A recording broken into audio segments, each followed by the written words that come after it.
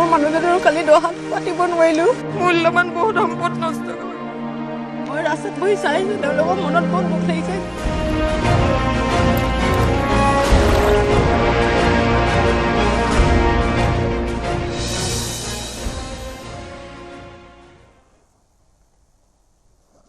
নমস্কাৰ স্বাগতম এতিয়াৰ বাতৰিলৈ ষ্টুডিঅ'ত মই প্ৰাঞ্জল 19 জুলাইত অহা জলপ্ৰলয়ৰ পাছৰে পৰা লাখ লাখ লোকে পাৰ কৰিছে দুঃসময় 11 দিনে বোকা পলস আৰু এককাল পানীৰ মাজতে দুৰ্বিষহ জীৱন কটাইছে দুৰ্ভগীয়া বানপীড়িতই কালৰূপী বানত চিনচাপ নোহোৱা হ'ল শ শ পৰিয়ালৰ ঘৰ দুৱাৰৰ তোমাৰ ঘৰ কোনটো হা ভাঙি গ'ল হা গোটেই ঘৰটো ভাঙি গ'ল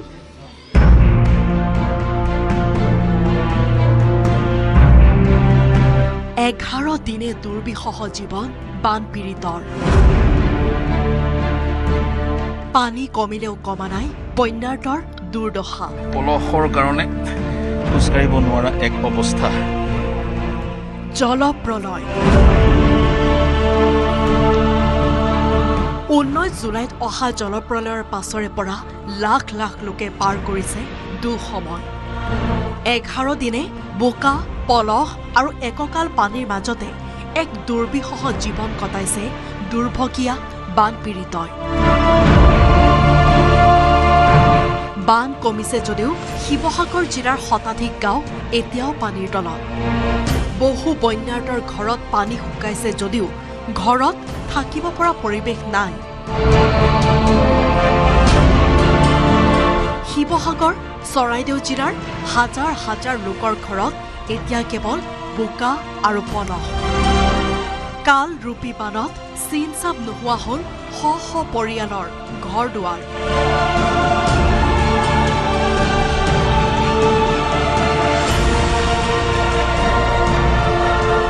উপলব্ধি কৰক এই পলসত মই সোমোৱাৰ একমাত্ৰ উদ্দেশ্যটো হৈছে গভীৰতাটো প্ৰশাসনক চৰকাৰক উপলব্ধি কৰাবলৈ এই পলসৰ প্ৰত্যাহ্বান নেওচি এই স্থান আহিবলগীয়া হৈছে এই গৰাকী ভদ্ৰলোকৰ এই ঘৰটো যিটো ঘৰৰ চিনচাপ এক ধৰণে নোহোৱা হৈ পৰিছে গোহালি গৰুকেইটা নাই গৰু নাই খালী ঘৰটো আৰু এইটো মোৰ ছাগলী ঘৰ হয় এয়া ৰাইজৰ নামঘৰ হয় নামঘৰ অৱস্থাটো চব পলসৰ কাৰণে খোজকাঢ়িব নোৱাৰা এক অৱস্থা কিন্তু আমি প্ৰয়াস কৰিম আৰু ক'ব বিচাৰিছো পানী কিমানলৈকে উঠিছিলে অৰ্থাৎ ঘৰৰ একে ৰুফটপ পাইছিলগৈ এক প্ৰকাৰ পানী ঘৰৰ ওপৰেদি বৈ গৈছিল বুলি ক'ব পৰা যায় এইটো ৰাইজৰ নামঘৰটো পলস গতিকে এই পলসবোৰ আঁতৰাই গাঁওখনক আমি পুনৰ স্বাভাৱিক এক মাত্ৰা প্ৰদান কৰিবই লাগিব শিৱসাগৰৰ বেতবাৰী মৌজাৰ চাংমাই গাঁৱত এতিয়াও বানাক্ৰান্ত লোকৰ ঘৰত এককাল পানী প্ৰলয়ংকৰী বানে ঘৰৰ সকলো সা সামগ্ৰী উটুৱাই নিলে পানীত সম্পূৰ্ণৰূপে বুৰ গৈ আছে ঘৰৰ দমকলো কণ কণ শিশুসকলক লৈ এতিয়া আনৰ ঘৰ বা পথৰ দাঁতিত আশ্ৰয় লৈছে শ শ পৰিয়ালে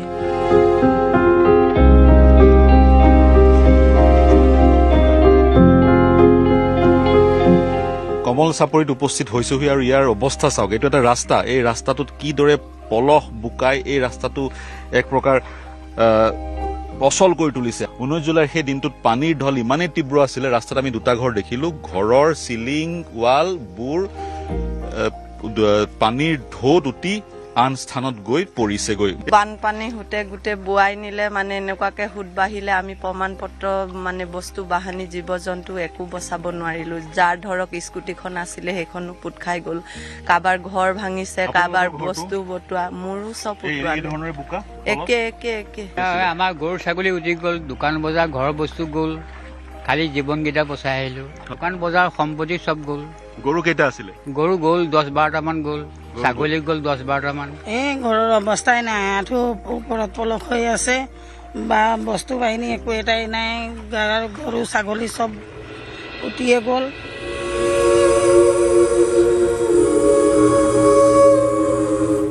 ইপিনে এতিয়াও বানত বুৰ গৈ আছে অসমৰ প্ৰথমগৰাকী PhD ডিগ্ৰীধাৰী মইদুল ইছলাম বৰাৰ বাসগৃহ আৰু পথ।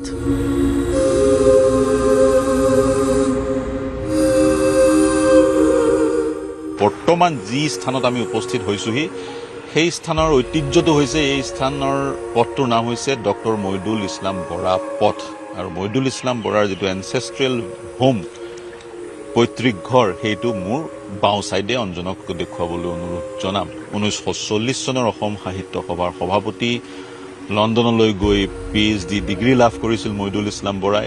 ঢাকা বিশ্ববিদ্যালয়ত শিক্ষা প্ৰদান কৰা প্ৰথমগৰাকী অসমীয়া মইদুল ইছলাম বৰাৰ পৈতৃক ঘৰটো এনচেষ্ট্ৰিয়েল হোম আজি এই অৱস্থা। বিধ্বংসী বানে ঘৰৰ সৰ্বস্ব উটুৱাই নিয়াৰ পাছতো এইগৰাকী ককাই ক'লে মানুহৰ বিপদ আহে আৰু গুচি যায়। এই মহা সংকটৰ সময়ছোৱাতো সকলোকে ধৈৰ্য ধৰিবলৈ আহ্বান জনালে।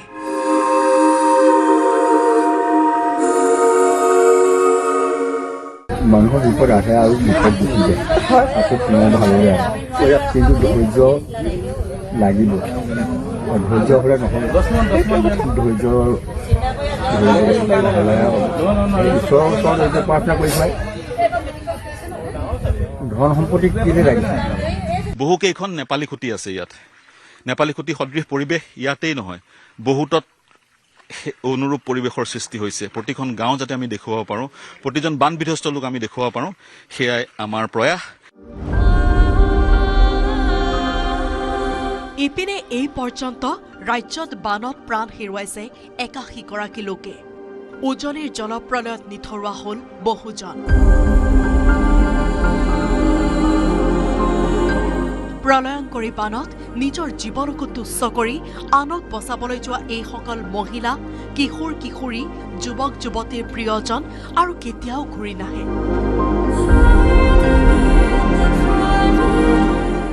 চাইকেলৰ কেৰিয়াৰত বহুৱাই স্কুললৈ নিয়া দেউতাকো আৰু ঘূৰি নাহে।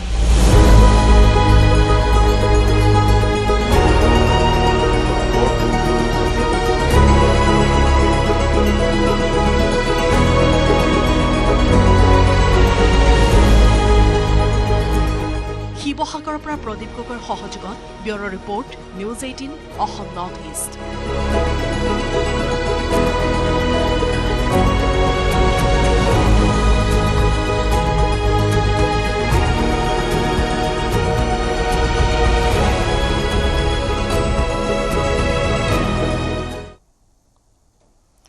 শিৱসাগৰৰ বন্যাৰ্ত লোকৰ বাবে ভোটৰ ওপৰত দানহ হৈছে একাংশ অসাধু ব্যৱসায়ী।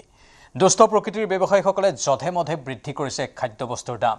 প্ৰতি কাৰ্টুন খোৱাপানীত বৃদ্ধি কৰিছে 10 টকাকৈ। মমবাতি, আলু, পিঁয়াজকে ধৰি বৃদ্ধি কৰিছে অত্যাৱশ্যকীয় সামগ্ৰীৰ দাম।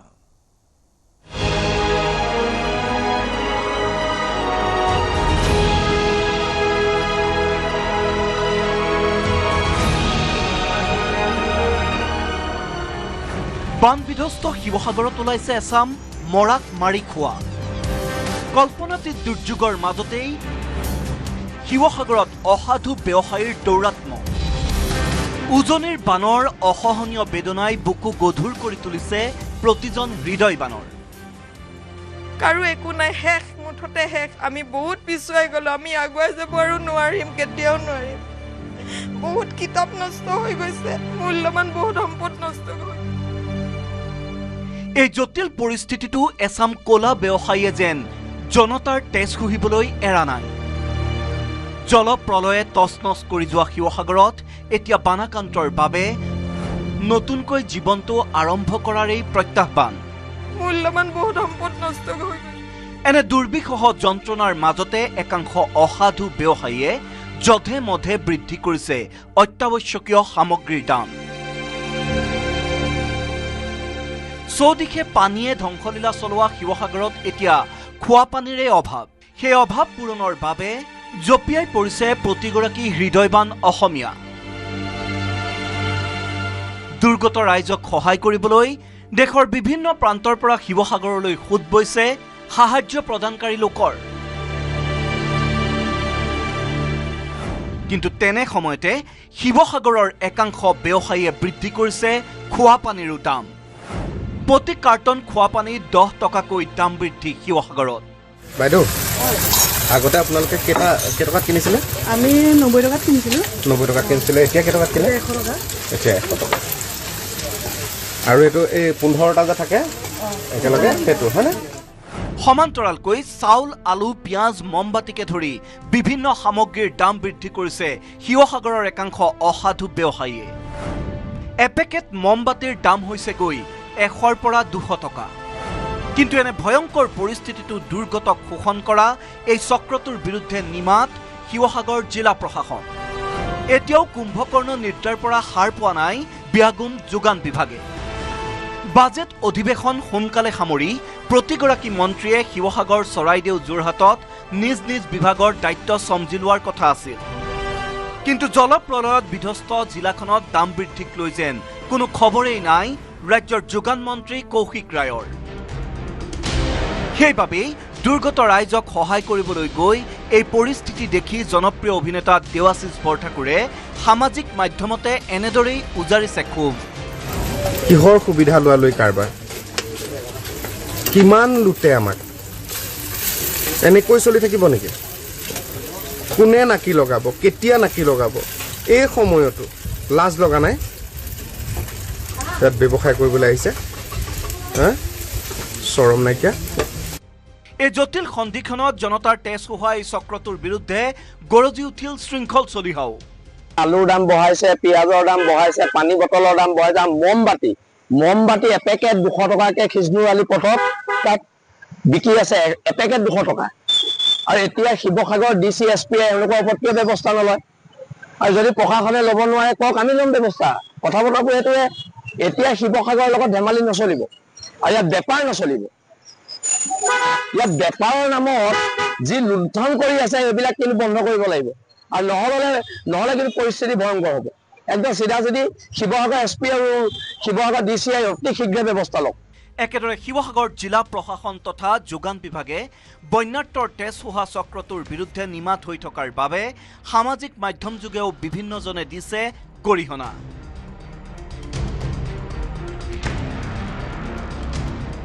যি সময়ত সৰ্বস্বান্ত ৰাইজে এটুপি খোৱা পানী, এমুঠি ভাত, কাপোৰৰ বাবে হাহাকাৰ কৰিছে, তেনে সময়তে সেই মানুহখিনিৰ মাজতে বেপাৰ কৰি তেওঁলোকৰ অসহায় অৱস্থাটোৰ সুযোগ লোৱা এই নিকৃষ্ট মানসিকতা সঁচাই গৰিহণাৰ যোগ্য।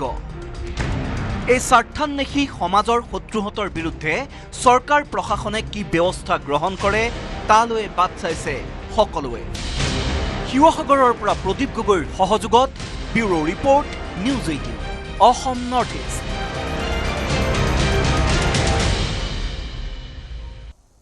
প্ৰলয়ংকৰী বানে কিদৰে চলাইছিল মৃত্যুৰ সংহাৰ?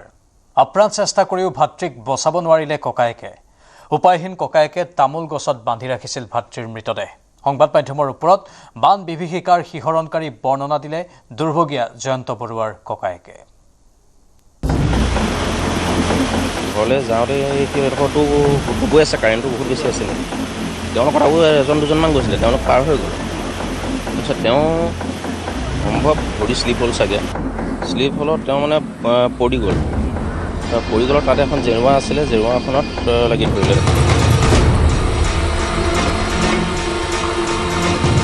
নাই বহুত চেষ্টা কৰিলোঁ উলিয়াবলৈ। সেই দলখিনিয়ে সম্ভৱ মানে ভৰিত মেৰ খাই ধৰিলে। তাৰপিছত সেই উলিয়াব পৰা নগ'ল আৰু বহুত টাইম যুঁজিলোঁ। আমি বহুত চেষ্টা কৰিলোঁ মানে উলিয়াওঁ, যেনে উলিয়াওঁ। তাৰপিছত নোৱাৰিলোঁ। হাতত ধৰি থাকোঁতে জীয়টো গ'লগৈ আৰু।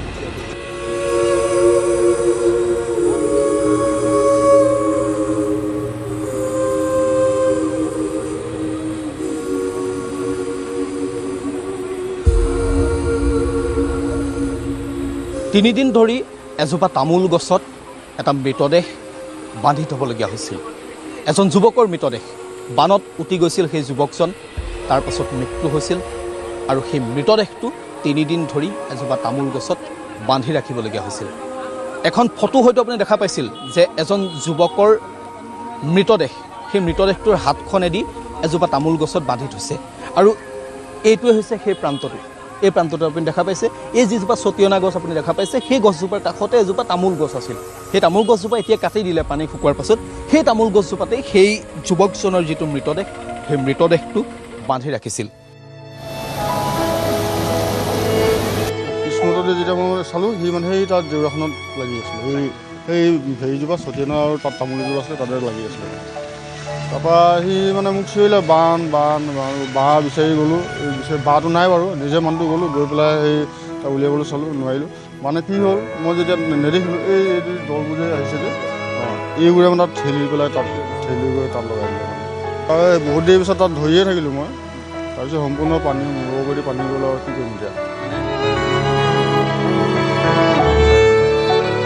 সেই যুৱকজনৰ নাম আছিল জয়ন্ত বৰুৱা আৰু এইগৰাকী হৈছে তেওঁ ককায়েক ন এইগৰাকী হৈছে তেওঁ ককায়েকে চকুৰ সন্মুখত দেখা পাইছিল যে সেই জয়ন্ত কেনেদৰে পানীত পুতি গৈছিল আৰু কেনেদৰে এখন জেওৰাত লাগি জয়ন্ত আবদ্ধ হৈ পৰিছিল এইজন ককায়েকে প্ৰায় 15 মিনিট সময় সাৱটি ধৰি আছিল জয়ন্তক বচাবলৈ চেষ্টা কৰিছিল কিন্তু এটা সময়ত যেতিয়া এই ককায়েকৰ মূৰৰ ওপৰেদি পানী ববলৈ ল'লে তাৰপাছত আৰু উপায়বিহীন হৈ গ'ল ভায়েকক এৰি দিবলগীয়া হ'ল আৰু ভায়েকৰ মৃত্যু হ'ল আৰু তাৰপাছত তেওঁ ভাবিলে যে ভাইটো হেৰাই গ'ল এতিয়াতো উপায় নাই কিন্তু অন্ততঃ মৃতদেহটো উটি যাবলৈ দিব নোৱাৰি আৰু সেইবাবে এই স্থানতে আমি যিজোপা আপোনাক চতিয়ানা দেখুৱালোঁ এই চতিয়ানা গছজোপাৰ কাষতে থকা তামোল গছজোপাত মৃতদেহটো বান্ধি ৰাখিলে ঘৰটো এই পাছফালে মানে তেওঁ সম্ভৱ ওলাই আহিছিল চাগে দোকানত ঘৰলৈ গৈছিলে ঘৰলৈ যাওঁতে কি এডোখৰটো গৈ আছে কাৰেণ্টটো বহুত বেছি আছিলে তেওঁলোকৰ আৰু এজন দুজনমান গৈছিলে তেওঁলোক পাৰ হৈ গ'ল তাৰপিছত তেওঁ সম্ভৱ ভৰি শ্লিপ হ'ল চাগে শ্লিপ হ'লত তেওঁ মানে পৰি গ'ল তাতে এখন জেৰুৱা আছিলে জেৰুৱাখনত লাগি ধৰিলে তাৰপিছত সোমাই গ'ল জেৰুৱাখনত লাগিলে তাৰপিছত মই এই ওচৰতে আছিলোঁ চব পকনে আহিলোঁ ধৰিলোঁ তাৰপিছত তেওঁ ককায়েক যিজন আছিলে ককায়েকো আহিলে আৰু মই ওচৰতে আৰু লগৰ দুজন আছিলে তেওঁ আহিলোঁ ধৰিলোঁ নাই বহুত চেষ্টা কৰিলোঁ উঠিয়াবলৈ বহুত মানে ইমানটোৰ পৰা পানীৰ পৰা গৈ আমাৰে ইমানখিনি মান হৈছেগৈ মানে কাৰেণ্ট বাঢ়ি আছে গৈ আছে তাৰপিছত তেনেকৈ মানে হাতৰ এনেকৈ হ'ল তাৰপিছত সম্ভৱ এইখিনি দল পাৰ হৈ আহিলে চাবা সেই দলখিনিয়ে সম্ভৱ মানে ভৰিত মেৰ খাই ধৰিলে তাৰপিছত সেই উলিয়াব পৰা নগ'ল আৰু বহুত টাইম যুঁজিলোঁ আমি বহুত চেষ্টা কৰিলোঁ মানে উলিয়াওঁ যেনে উলিয়াওঁ বানৰ পাছত আপোন ঘৰখন দেখি আকৌ এবাৰ কান্দিছে শিৱসাগৰৰ বন্যাৰ্ত লোকসকলে পলহ বোকাপানীয়ে আৱৰিছে ঘৰ বাৰী নষ্ট হৈছে আচবাবকে ধৰি ঘৰৰ সকলো সামগ্ৰী ঘৰৰ ভিতৰত বাঁহ সাজিছে সাপ কেঁচুৱে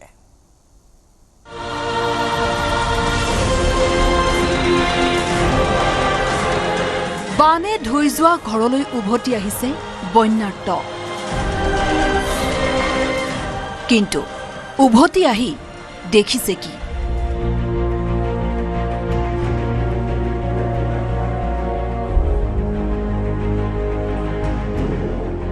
ঘৰৰ ভিতৰত বাঁহ লৈছে ডম সাপ কুচিয়াই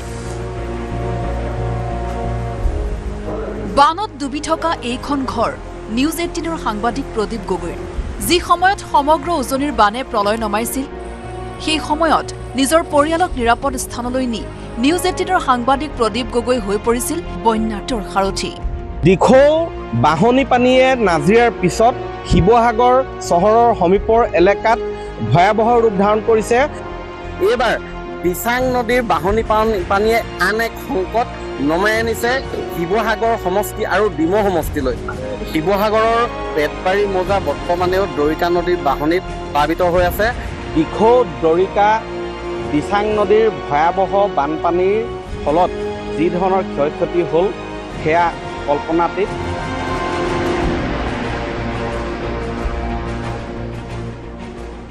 যোৱা 10 দিন প্ৰদীপ হৈ ৰ'ল কেৱল বন্যাৰ্তৰ কণ্ঠ সাংবাদিক প্ৰদীপ গগৈয়ে এতিয়া নিজৰ ঘৰখনলৈ উভতি দেখিছে প্ৰলয় বিধুত কৰুণ ছবি ঘৰৰ আচবাব সামগ্ৰী একো ব্যৱহাৰ উপযোগী হৈ থকা নাই নিজৰ প্ৰিয় কিতাপসমূহ পানীৰ তলত এয়াই সত্য এয়াই বাস্তৱ আৰু বাস্তৱক স্বীকাৰ কৰি প্ৰদীপৰ দৰে বানাক্ৰান্তসকলে অব্যাহত ৰাখিছে বৰ্তমানৰ সৈতে তিষ্ঠি থকাৰ সংগ্ৰাম bureau' report news 18 Assam north east.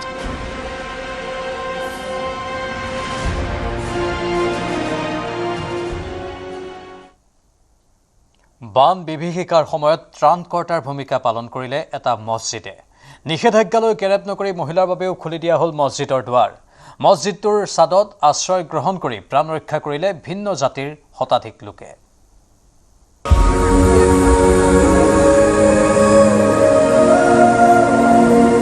19 July তাৰিখে যিটো ভয়াৱহ পৰিস্থিতিত আমি মানে অৱতীৰ্ণ হৈছিলোঁ, কোনফালে যাম কেনি যাম আমি সকলোৱে মানে নিজকে নিজে স্থিতি হেৰুৱাই পেলাইছিলোঁ। যেতিয়া আলিৰ ওপৰত সোঁত বৈছিলে তেতিয়া আমি ঢাপলি মেলিছিলোঁ এই মছজিদলৈ। এই মছজিদে আমাক জীৱন ৰক্ষা কৰিলে। জাতি ধৰ্ম নিৰ্বিশেষে আমি সকলোৱে মিলি এই মছজিদত 3 দিন পাৰ কৰিলোঁ।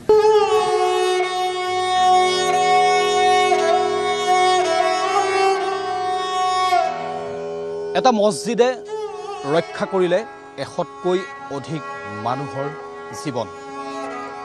হিন্দু মুছলমানৰ কথা নাই, জাতি ধৰ্ম নিৰ্বিশেষে 100তকৈ অধিক লোকৰ জীৱন ৰক্ষা কৰিলে এটা মছজিদে। এয়া বাস্তৱ কাহিনী। শিমলুগুৰিত কিমান বান হৈছিল সেয়া সকলোৱে জানে। আৰু পানীৰ ঢল যেতিয়া নামি আহিছিল, জীয়াই থকাৰ এটা স্থল আছিল এই কেন্দুগুৰি জামে মছজিদ। এই কেন্দুগুৰি জামে মছজিদৰ এই যিটো ওপৰৰ যিখন ছাদ আছিল, এই ছাদখনৰ ওপৰলৈকে এই কেন্দুগুৰি অঞ্চলৰ মানুহবোৰ তেওঁলোকে ঢাপলি মেলিছিল আৰু এই ছাদখনৰ ওপৰত উঠিছিল। বহুত বস্তু উঠি গ'ল, গাড়ী মটৰ কৰি আদি জীৱ জন্তু যিমান আছে চব উঠি গৈছে সেইটোৰ। সেই অৱস্থাত মানুহখিনি হাহাকাৰ হৈ তেওঁলোকৰ জীৱন ৰক্ষা কৰাৰ কাৰণে আমাৰ মছজিদৰ সাধাৰণতে মহিলাক এনে আহিবৰ প্ৰৱেশ মানে কৰিব দিয়া নহয়, মছজিদত নপঢ়ে। আমাৰ পুৰুষসকলে আহে, কিন্তু এই সমস্যাত কাৰো জাতিভেদ আমি চিন্তা নকৰি আমি সকলোকে ইয়াত আহি উপস্থিত হৈ ইয়াত মানুহৰ জীৱন ৰক্ষা কৰিবৰ কাৰণে এটা ভাল সুবিধা পালে। বানৰ আগলৈকে আপোনালোকে কোনো মহিলা মছজিদৰ ভিতৰত সোমোৱা নাছিল চাগে? মছজিদত কেতিয়াও আমি প্ৰৱেশ কৰিব নোৱাৰিছিলোঁ, কাৰণ আমাৰ এইটো মানে এটা ধৰ্মত হয়। গতিকে যি মছজিদে আমাক ধৰক ইমানখিনি মানে সকাহ দিলে, নিজকে মানে ক'বলৈ ভাষা নাই। মানে এইকেইদিনটো অৱস্থাটো আপোনালোকে বুজি পাইছে কেনেকৈ ধৰণে আমি পাৰ কৰিছোঁ। আমাৰ যিজন মানে ধৰক আমি ইয়ালৈ বিয়া হৈ আহিছোঁ, আমাৰ মানুহজনেও এনেকুৱা ধৰক এনেকুৱা ডাঙৰ বানপানী বা এনেকুৱা জৰাজীৰ্ণ অৱস্থা কেতিয়াও পোৱা নাছিলে। আমি দেখি ভয়তে মানে নিজকে কি কৰিম মানে ভাবি পোৱা নাছিলোঁ। গতিকে লৈ সকলোৱে আহি ইয়াতে আমি 3 দিন পাৰ কৰিলোঁ এই পকাখনৰ ওপৰতে পৰি মেলি।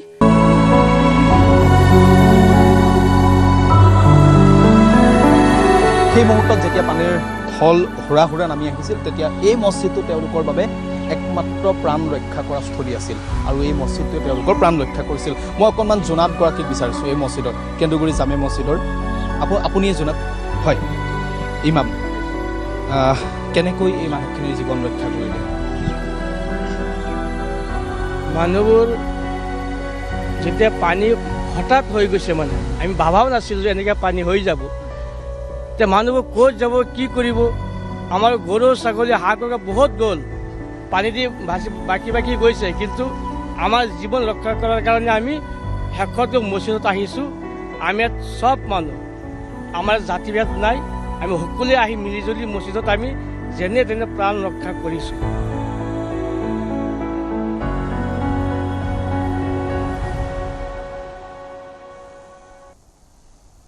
গুৱাহাটীৰ বানৰ বাবে দায়ী কোন? অসমে জগৰীয়া কৰি আহিছে চুবুৰীয়া মেঘালয়ক। আনহাতে মেঘালয়েও মানি নলয় অসমৰ অভিযোগ। যোৰাবাট আৰু গুৱাহাটীৰ নামনি অঞ্চলসমূহত সৃষ্টি হোৱা আকস্মিক বানক লৈ 2 ৰাজ্যৰ কৰ্তৃপক্ষৰ মাজত বাকযুদ্ধ।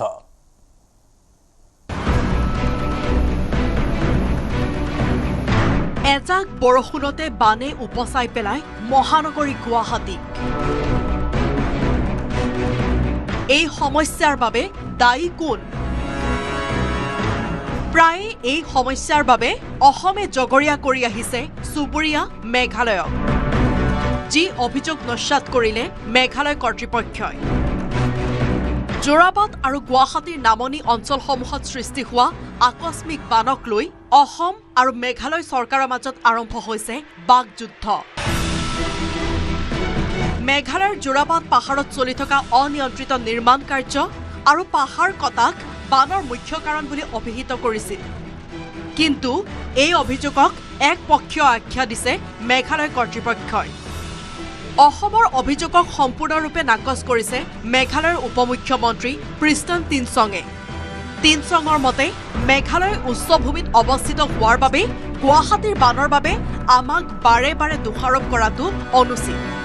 প্ৰাকৃতিক দুৰ্যোগ বা অনিয়ন্ত্ৰিত বৰষুণক কোনেও আগতীয়াকৈ জোখমাখ কৰিব নোৱাৰে।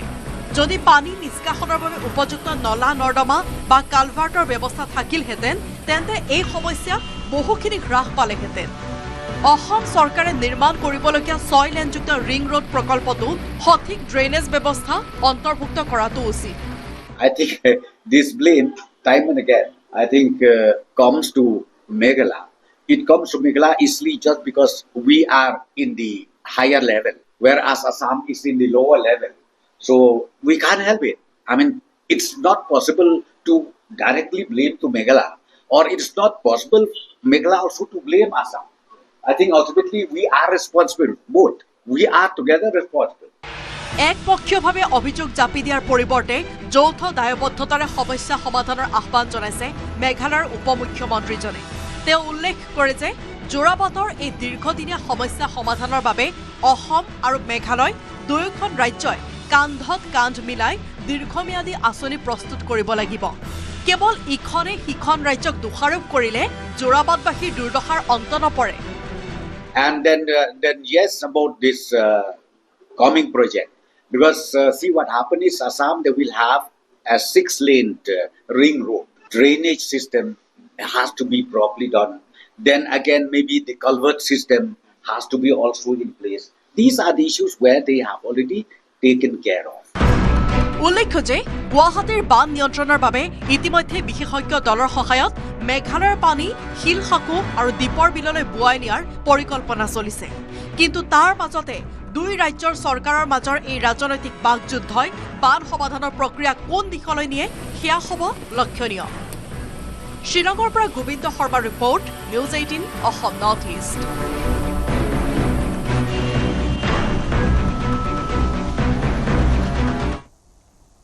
বানত স্বামীক হেৰুৱাই দিগবিদিক হেৰুৱাইছে জয়মী চাওৰাই। 2 কণমানি সন্তানক লৈ দুৰ্বিষহ জীৱন যাপন কৰিছে অসহায় মহিলাগৰাকীয়ে। বানৰ পৰা প্ৰাণ বচাবলৈ স্বামী সন্তানসহ ঘৰৰ পৰা ওলাই আহিছিল মহিলাগৰাকী। কিন্তু চকুৰ সন্মুখতে নিমিষতে বানে উটুৱাই নিলে জয়মী চাওৰাৰ স্বামীক।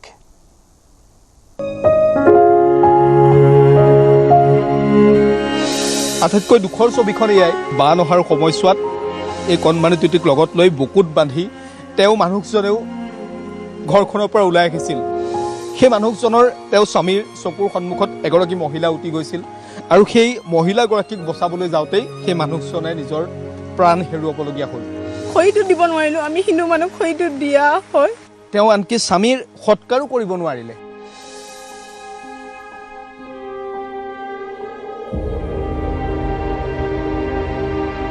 মোৰ সেইটোৱে হৃদয় ভাগি গৈছে। দহাটো পাতিলে কালি? মই পাতিব নোৱাৰিলোঁ দাদা, যিটো মোৰ ঘৰতো সমস্যা একেবাৰে বেয়া, সোমাব পৰা নাই। আৰু এজন পাতিলে কালি, এগৰাকী মহিলা, তেওঁৰো মানুহজন ঢুকাইছিলে। মই ৰাস্তাত বহি চাইছোঁ, তেওঁলোকৰ মনত বহুত দুখ লাগিছে, যিহেতু মোৰ মানুহজনৰ কালি দহাত পাতিব নোৱাৰিলোঁ। সেইটো বেয়া লাগিছে বেছি, যাতে মোৰ মানুহজনৰ আত্মাটো শান্তি কৰিব নোৱাৰিলোঁ মই। এই মুহূৰ্তত ক'বলৈ ভাষা নাই। আশা বাইদেউ মোক বহুত সহায় কৰিছে। তেওঁৰ কাৰণে মই ইমান দূৰ আপোনালোকৰ কণ্টেক্ট কৰিব পাৰিছে। তেওঁ মোক বহুত সহায় কৰি দিছে, তেওঁকো ধন্যবাদ জনাইছোঁ। আৰু যোন দাদা সিহঁতৰ মোক মানুহজনক তুলি আনিছে, তেওঁলোকো ধন্যবাদ জনাইছোঁ। মোৰ যাতে কোনো নাই মানুহটো, তেওঁলোকে যে ইমানটো কৰি দিছে।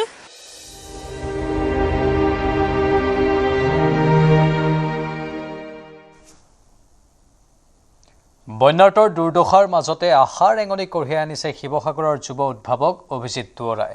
সৌৰশক্তিৰ সহায়ত বানপীড়িতক মোবাইল চাৰ্জিঙৰ বাবে আগবঢ়াইছে বিনামূলীয়া সুবিধা। বানে ধোৱা শিৱসাগৰৰ প্ৰায় 10খন গাঁৱত স্থাপন কৰা হৈছে এই চাৰ্জিং ইউনিটসমূহ।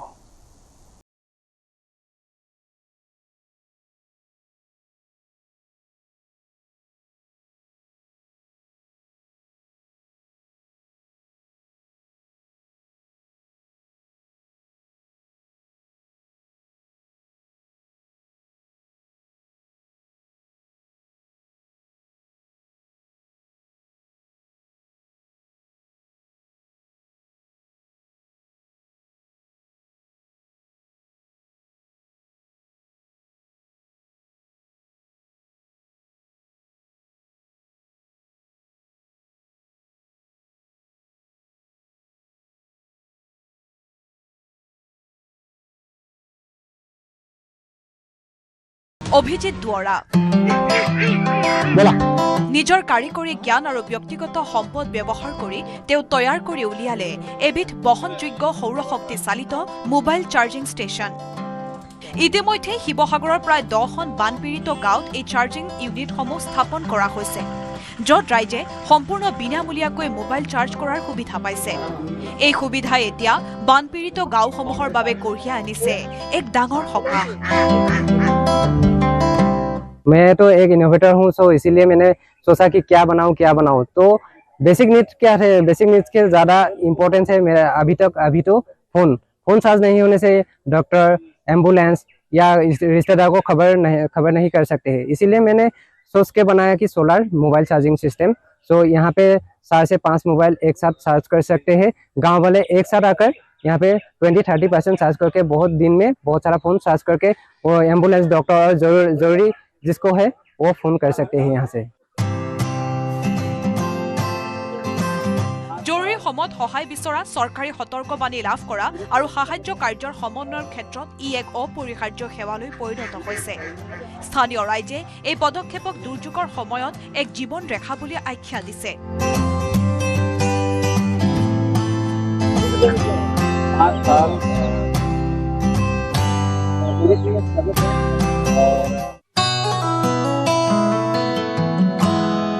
দৈনন্দিন জীৱনৰ জটিল সমস্যাৰ সৃষ্টিশীল সমাধানৰ পৰা পূৰ্বৰ পৰাই পৰিচিত অভিজিৎ দুৱৰাৰ এই উদ্যোগে পুনৰ এবাৰ প্ৰমাণ কৰিলে যে দুৰ্দিনতো এনে সৰু সৰু উদ্ভাৱনে সমাজৰ বাবে কঢ়িয়াই আনিব পাৰে অপৰিসীম পৰিৱৰ্তন।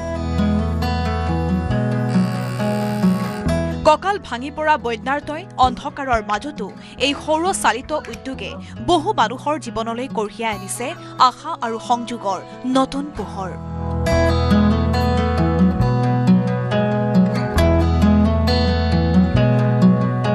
গুৱাহাটীৰ পৰা নীলয় ভট্টাচাৰ্যৰ report, news 18 Assam north east.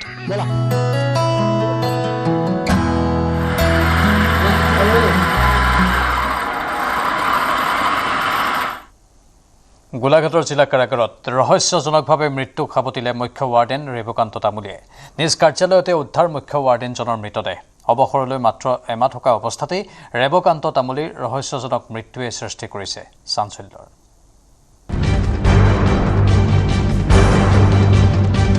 Golaghat জিলা কাৰাগাৰত অঘটন।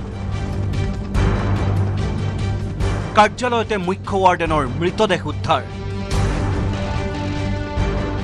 ৰেবকান্ত তামুলীৰ ৰহস্যজনক মৃত্যুক লৈ চাঞ্চল্য।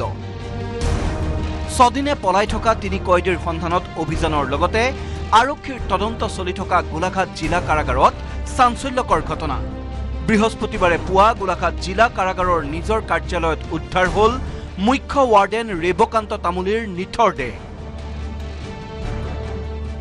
অৱসৰলৈ এমাহ থকা অৱস্থাত ৰেবকান্ত তামুলীৰ অপমৃত্যুৱে সৃষ্টি কৰিছে ৰহস্যৰ।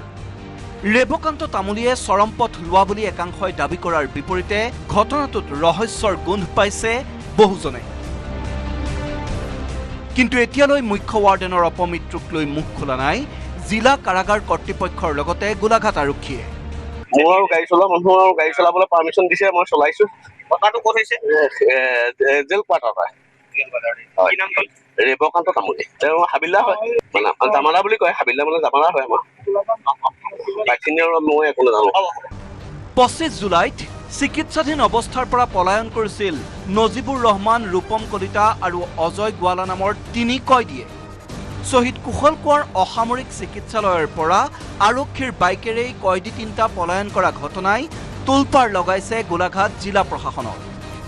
28 জুলাইৰ দিনা কয়দী 3টা পলুৱাই পঠোৱাৰ সন্দেহত আৰক্ষীয়ে আটক কৰি জেৰা চলাইছিল দীপু লয়িং নামৰ জিলা কাৰাগাৰৰ অৰ্ডাৰলিক। পলাতক নজিবুৰৰ ভাতৃ হিজবুৰ ৰহমানৰ লগতে গোলাঘাট আৰক্ষীয়ে গ্ৰেপ্তাৰ কৰিছে এজন আৰক্ষী আৰু 2জন গৃহৰক্ষী জোৱানক। সমান্তৰালকৈ পলাতক কয়দী 3টাক বিচাৰি পাহাৰ ভৈয়াম একাকাৰ কৰিছে আৰক্ষীয়ে। অভিযানৰ মাজতে ডিমাপুৰত গোলাঘাট আৰক্ষীয়ে গ্ৰেপ্তাৰ কৰিলে পলাতক এটা কয়দী অজয় গোৱালা। কিন্তু বোকাজান থানালৈ আনি থকাৰ বাটত পুনৰ গোলাঘাট আৰক্ষীৰ জিম্মাৰ পৰাই অতি ৰহস্যজনকভাৱে পলাল অজয় গোৱালা। আৰক্ষীৰ সন্মুখত অজয় গোৱালাই লুকাভাকু খেলি থকাৰ বিপৰীতে বিগত ছদিনে কোনো সংসূত্ৰই নাই নজিবুৰ ৰহমান আৰু ৰূপম কলিতাৰ। 2023 চনৰ 24 জুলাইত গোলাঘাটৰ হিন্দী স্কুল পথৰ ঘৰত পত্নী সংঘমিত্ৰা ঘোষ, শাহুৱেক জুনু ঘোষ আৰু শহুৰেক সঞ্জীৱ ঘোষক দাৰে ঘপিয়াই হত্যা কৰিছিল নজিবুৰ ৰহমানে। ঘাতক নজিবুৰ ৰহমানৰ পলায়নৰ পৰিণতিতে গোলাঘাট জিলা কাৰাগাৰৰ মুখ্য ৱাৰ্ডেন ৰেবকান্ত তামুলীৰ অপমৃত্যু হোৱাৰ সন্দেহ কৰিছে বহুজনে। গোলাঘাট আৰক্ষীয়ে মৰণোত্তৰ পৰীক্ষাৰ বাবে যোৰহাটলৈ প্ৰেৰণ কৰিছে ৰেবকান্ত তামুলীৰ মৃতদেহ। অৱসৰলৈ এমাহ থাকোঁতে ৰেবকান্ত তামুলীৰ ৰহস্যজনক মৃত্যুৱে জোকাৰি গৈছে গোলাঘাট জিলা কাৰাগাৰৰ লগতে তামুলীৰ যোৰহাটৰ ঘৰখনক। গোলাঘাটৰ পৰা ইউনিছ তামুলী আৰু বোকাজানৰ পৰা সুদীপ্ত বৰাৰ report, news 18 Assam north east.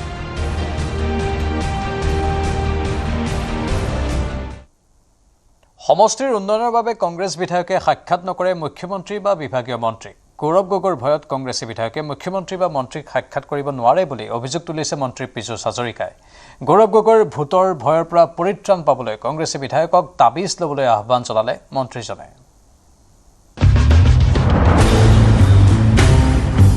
এপিচিচিৰ সভাপতি গৌৰৱ গগৈৰ ভোটে খেদিছে কংগ্ৰেছৰ 19 বিধায়কক।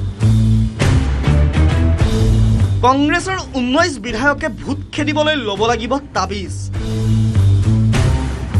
কংগ্ৰেছৰ 19জন বিধায়কলৈ পৰামৰ্শ মন্ত্ৰী পীযুষ হাজৰিকাৰ। কংগ্ৰেছ এমএলএ থকা সমষ্টিসমূহত অলপ ডেভেলপমেণ্টৰ ক্ষেত্ৰত চাফাৰ কৰিছে, মই অস্বীকাৰ নকৰোঁ।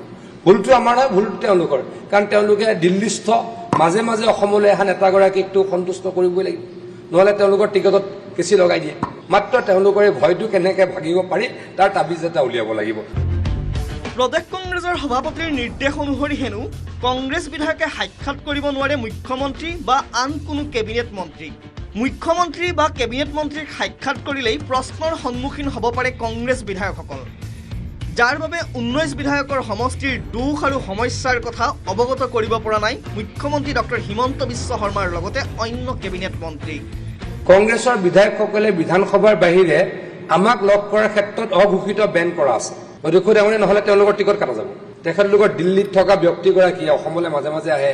অধ্যক্ষ ডাঙৰীয়া, কংগ্ৰেছৰ এমএলএ সকলক কাঢ়া নিৰ্দেশ দিয়া আছে, মুখ্যমন্ত্ৰী ডাঙৰীয়াৰ ওচৰলৈ আহিব নালাগে, আমাৰ ওচৰলৈকে আহিব নালাগে। গতিকে অধ্যক্ষ ডাঙৰীয়া, ভোক মোৰ লাগিছেনে নাই মইতো মাক ক'ব লাগিব, তেতিয়াহে মোৰ ভাত সাজ বনাই দিব। সেয়ে ৰাজ্যৰ 102টা সমষ্টিৰ তুলনাত বহু ক্ষেত্ৰত পৃথক 19টা বিধানসভা সমষ্টি, য'ত আছে কংগ্ৰেছৰ বিধায়ক। বাট পথৰ পৰা আৰম্ভ কৰি বিভিন্ন সমস্যা আছে সমষ্টিসমূহত। পিছে এই সমষ্টিসমূহত দুৰাৱস্থাৰ আঁৰত আন কোনো নহয়, স্থানীয় বিধায়কৰ ভুলৰ বাবেই সমষ্টিসমূহ অনুন্নত বুলি ক'লে মন্ত্ৰী পীযুষ হাজৰিকাই। স্থানীয় বিধায়কে অৱগত নকৰে বিভাগীয় মন্ত্ৰীক সমষ্টিসমূহৰ সমস্যা। বিভাগীয় মন্ত্ৰীক অৱগত নকৰাৰ বাবে দূৰ নহয় সমষ্টিবাসীৰ বিভিন্ন সমস্যা। কংগ্ৰেছ এমএলএ থকা সমষ্টিসমূহত অলপ ডেভেলপমেণ্টৰ ক্ষেত্ৰত চাফাৰ কৰিছে, মই অস্বীকাৰ নকৰোঁ। ভুলটো আমাৰ নহয়, ভুলটো তেওঁলোকৰ, কাৰণ তেওঁলোকে দিল্লীস্থ মাজে মাজে অসমলৈ অহা নেতাগৰাকীকটো সন্তুষ্ট কৰিবই লাগিব, নহ'লে তেওঁলোকৰ টিকটত কেঁচি লগাই দিয়ে। গতিকে তেওঁলোক আমাৰ তালৈ নাহে। মানে কাৰ প্ৰথমে এনাউন্স হ'ল অধ্যক্ষ ডাঙৰীয়া, যোন আমাৰ তালৈ একেবাৰে নাহা হৈ গ'ল, যাৰ পেণ্ডিং হ'ল অলপ অলপ সমষ্টি কামৰ কাৰণে আমাৰ তালৈ আহে। গতিকে অধ্যক্ষ ডাঙৰীয়া, আমি যথেষ্ট কৰিছোঁ যদিও তাত অলপ চাফাৰ হৈছে। সিদিনা অধ্যক্ষ ডাঙৰীয়া চামগুৰিলৈ গ'লেও বিধায়ক পলাই পত্ৰ। অধ্যক্ষ ডাঙৰীয়া সেইদিনাৰ কথা, আমাক একো ইনফৰমেশ্যন দিয়া নাই, মই নিজে মাতিছিলোঁ আপোনাক।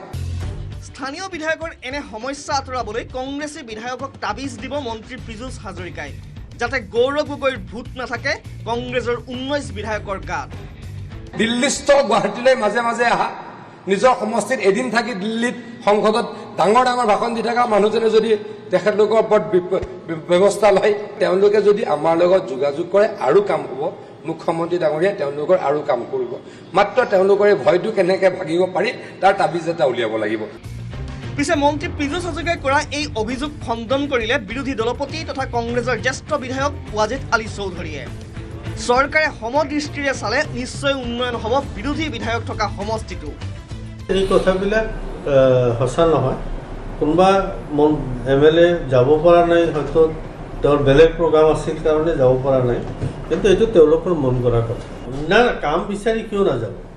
কাম বিচাৰি কাম বিচাৰি যোৱা আচলতে তেওঁলোকৰ দিয়াৰ মতলব নাই। বিৰোধীৰ বিধায়ক থকা সমষ্টি উন্নয়ন নকৰি ফালৰি কটাৰ চেষ্টা কৰিছে পীযুষ হাজৰিকাই। এই মন্তব্য কৰিলে চেঙাৰ কংগ্ৰেছ বিধায়ক আব্দুৰ ৰহিম আহমেদে। এনেদৰে কংগ্ৰেছ বিধায়ক থকা সমষ্টিৰ উন্নয়নক লৈ দুই মেৰুত দেখা গ'ল শাসক আৰু বিৰোধী। বুলেন ভট্টাচাৰ্যৰ report, news 18 Assam north east.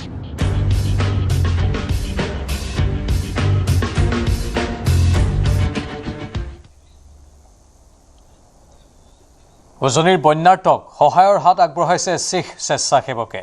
বানাক্ৰান্ত অঞ্চলত সাহায্য অভিযানকে ধৰি কেইবাটাও শিখ স্বেচ্ছাসেৱী সংগঠনে অব্যাহত ৰাখিছে শ্ৰমদান অভিযান। मंदिर की सेवा करने के लिए आज आए थे साफ सफाई के, तो हमारे को ये भगवत गीता यहाँ मिली है।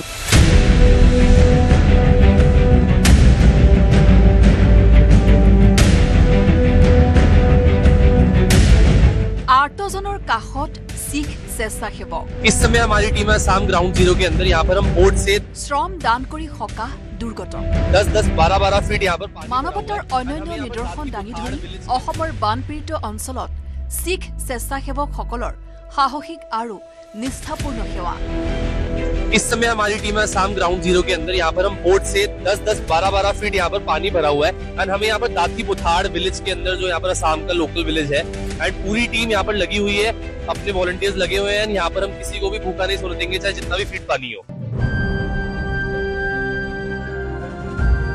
বিপদজনক অঞ্চলতো বানাক্ৰান্ত লোকসকলক সহায়ৰ হাত আগবঢ়াইছে তেওঁলোকে।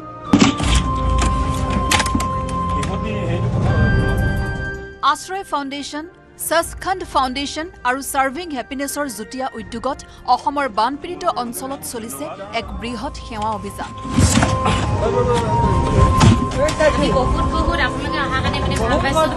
বাট পথ বুৰ গৈ থকাৰ বাবে সৰু বৰ নাৱেৰে তেওঁলোকে সাহায্য সামগ্ৰী কঢ়িয়াই লৈ গৈছে একেবাৰে ভিতৰুৱা আৰু দুৰ্গম অঞ্চলসমূহলৈ।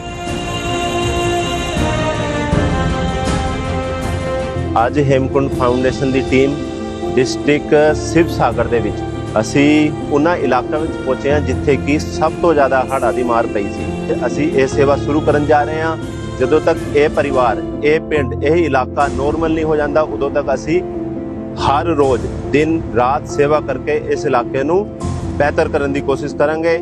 15 ਤੋਂ 20 কিলোমিটার ਦਾ ਜਿਹੜਾ ਏਰੀਆ এই দুৰ্দিনৰ সময়ত সকলোবোৰ পুনৰ স্বাভাৱিক হ'বলৈ ঐতিহাসিক শিৱদৌলত মহাদেৱৰ চৰণত জনাইছে প্ৰাৰ্থনা। हमारी पूरी फ्लड के अंदर सेवा जो जारी है सचखंड फाउंडेशन की तरफ से वो चल रही है। हम यहाँ पर सावन के पहले दिन खड़े हैं। शिवा डोल यहाँ पर 300 साल पुराना आसाम के अंदर मंदिर है। हम यहाँ पर प्रे करने आए कि आसाम की रिस्टोरेशन हो जाए, जो भी नुकसान लोगों का हुआ है हमारी सेवा से लोगों का भला हो, और हम लोगों की निरंतर सेवा करते रहें। শ্ৰম দান কৰি পৰিষ্কাৰ কৰিছে ঘৰ দুৱাৰ, নামঘৰ। বুকাৰ মাজত উদ্ধাৰ হৈছে ভাগৱত গীতা। मंदिर की सेवा करने के लिए आज आए थे साफ सफाई के, तो हमारे को ये भगवत गीता यहाँ मिली है।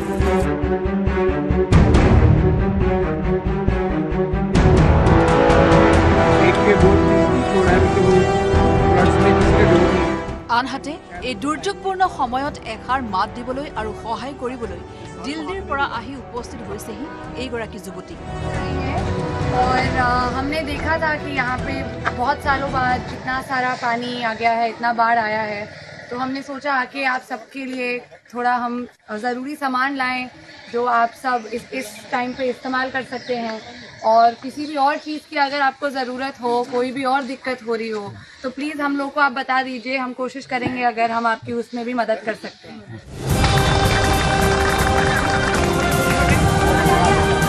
বৰ্ণাঢ্যৰ কাষত ৰিলায়েন্স ফাউণ্ডেশ্যন।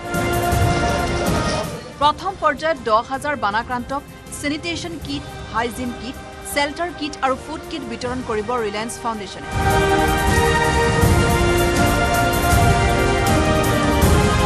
শিৱসাগৰত 7,000 আৰু চৰাইদেউ 3,000 লোকক এই কিট প্ৰদান কৰিব ৰিলায়েন্স ফাউণ্ডেশ্যনে। चराईदेव एंड शिवसागर में हम लोगों का प्लान है कि 10,000 फैमिली को हम लोग sanitation kit, hygiene kit, shelter kit and food kit हम लोग प्लान किया कि सपोर्ट देंगे।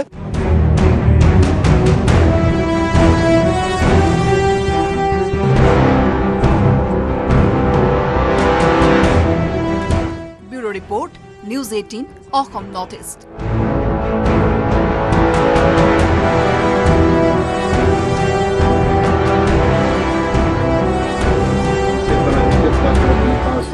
सेब प्राप्त रखना सेब का आज्ञा बख्श करो सही प्यारे मिलने जिन्ना मिले आप दी दा नाम चेता होए नाथ नाम चढ़ी कला तेरे पानी আৰু সময় হৈছে এতিয়াৰ বাতৰিৰ পৰা বিদায় লোৱাৰ নমস্কাৰ